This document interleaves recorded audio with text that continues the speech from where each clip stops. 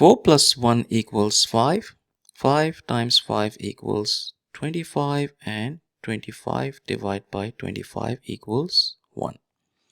But this answer is not right, because according to the order of operations, we must solve parentheses, then exponents, then multiplication and division, and finally addition and subtraction. Remember, if in any expression we have both multiplication and division present, we must work from left to right, and same applies to addition and subtraction. Now let's rewind and solve this problem the right way. If you notice, in this expression we have division, multiplication and addition operators present, and we have parentheses present too. According to the rules, parentheses have highest priority, so let's solve what we have inside parentheses. 4 plus 1, that equals 5.